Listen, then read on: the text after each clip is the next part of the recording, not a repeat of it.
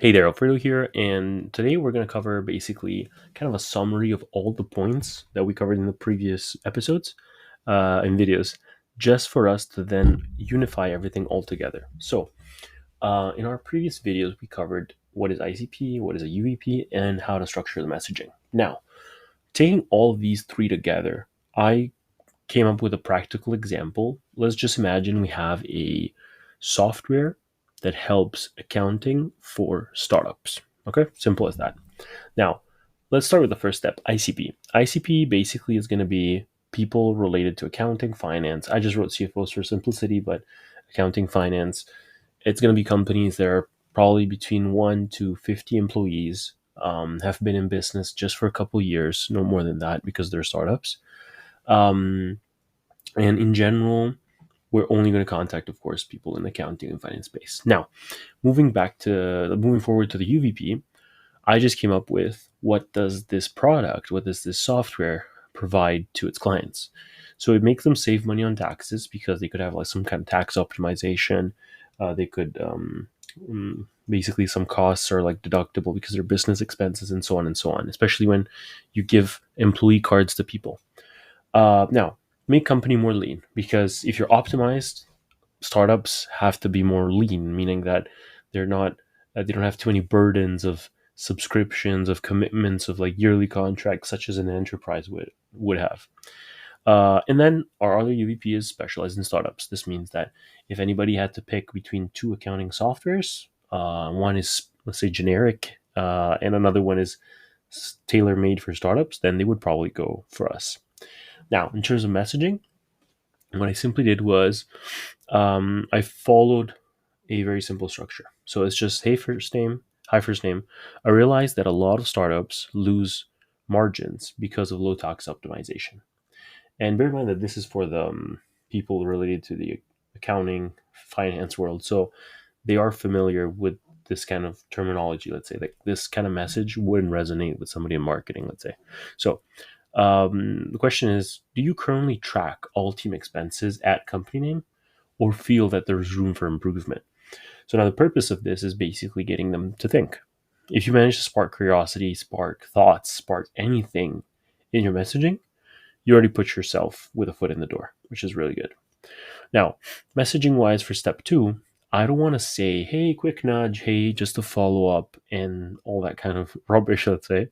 But I just want to play around with my UVPs. So I would just go for another UVP and say, actually, this time I'm going after case studies just to show that I have social proof. So it's going to be, hey, hi, first name. Would it be of any help?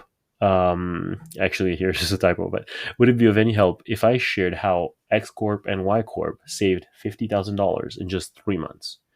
PS, all done with a click of a tool meant for startups only. This PS line just helps reduce any possible friction, any possible objections that may arise from this, because first thing that people may consider is complexity, is uh, difficulty of adaptation, because anyway, startups are really fast. So if your tool is slow, they probably won't go after it. And this is just coming from extra analysis on your copy, extra analysis practically on every step of the process that goes before even pressing the buttons on the screen to build your automation with GetSales. Now, what we're going to do is we're going to go on GetSales and build this automation. So let's just say that I have a list, okay? So let's just go on automations. And first of all, I want to create an automation before even thinking about my leads, before thinking about of my flow of everything. I want to just structure my campaign in a proper way to then add the leads, add everything in the second moment. That's how I like to play it. So now, first thing here is I go and create automation. I recommend also to use templates, and I would go for the connect and follow up. Now, connect and follow up basically works like this. So now we will add the leads on the top. I'll show you how.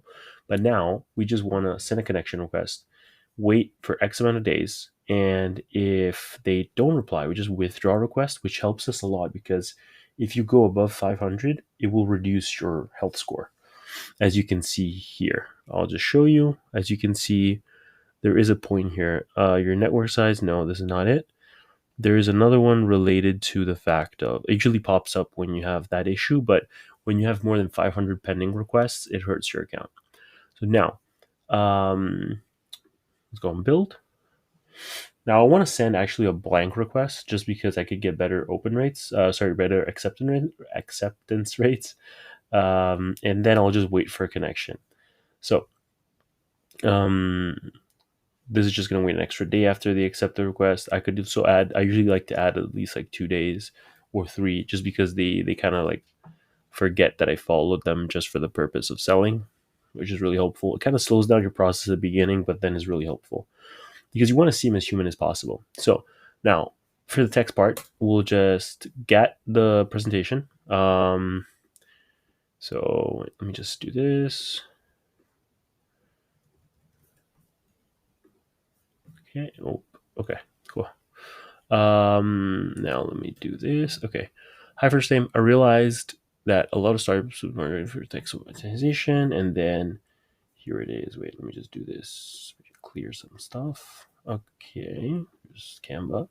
Um, okay. So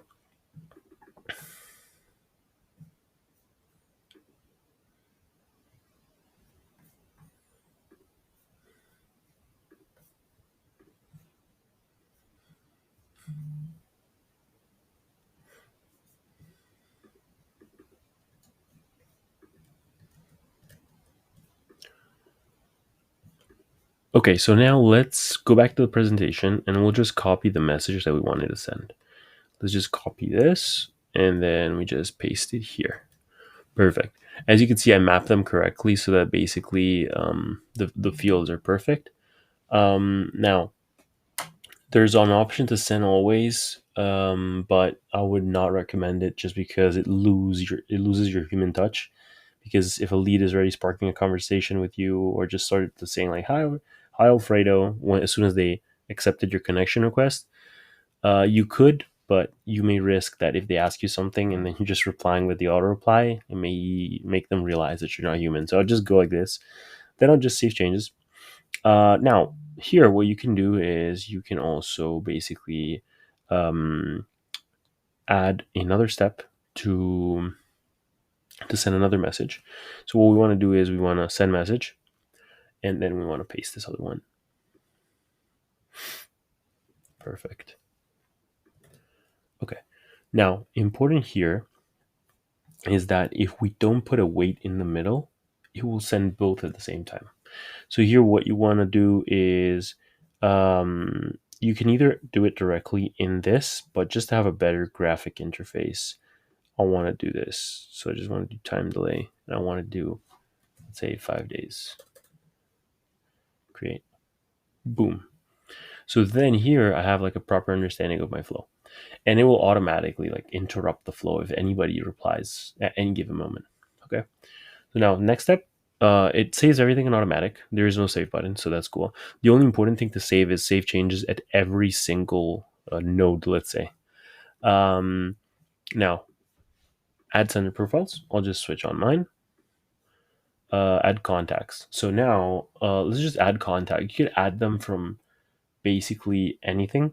What I will do just for the sake of it, you could add them from CSV. You could add from practically anything. But what I will just do is I will get a basic search link from LinkedIn. I'm just going to show you here.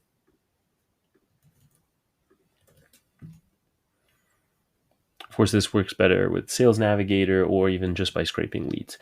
So I just wrote startups, making it simple. I just go on people. And then here, I want to filter, sorry for the Italian, but I want to start filtering for the all the filters. And I want to only go for finance. It's going to be in Italian. So finanza is a finance in Italian. And then accounting. Oh, okay, accounting. And then let's go for this is if you're going after Italian people or something, but let's just put these three. And we want to make sure that it's like any of these. You don't want to do the first connections because it's people already connected with you. Then you can just check if you need anything else. If you need a specific language, let's put English. Let's see results. So now we have these people, which is cool. So these are all people that are actually somewhere in human resources. So actually the list needs to be cleaned properly. Um, what we can do here is basically just try to make sure everything is perfect. Let me just pause the video and I'll come back with the proper filtering. Okay, so it's important to troubleshoot always in these cases, but in general here now, let's just go with CSV. I'll just get a CSV file. Let me get this one for example, with Apollo leads. Now I'll just call it accounting, then I'll just continue. And then basically here, I could start mapping fields. I could change anything. And I just want to make sure that the fields, especially ones that I have to create my copy, are perfect.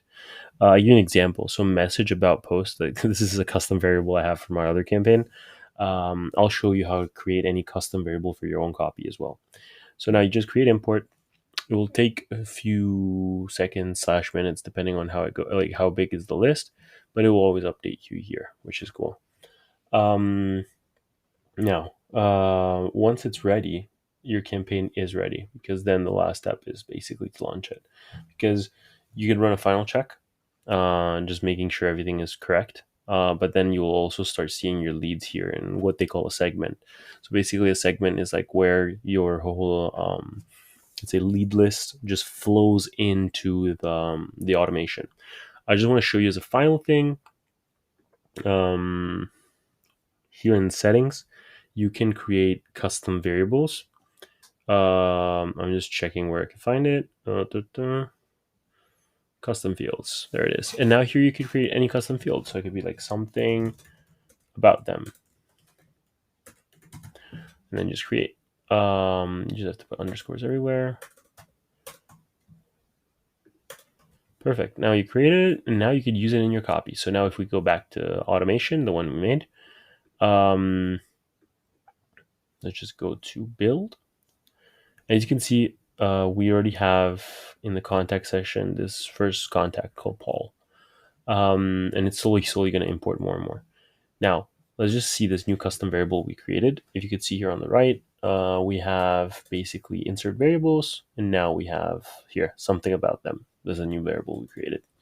And yeah, that's basically it. So now in our final video, we'll be covering how to launch and what to do right after the launch in terms of just making sure that everything is perfectly connected and perfectly set up for your first campaign.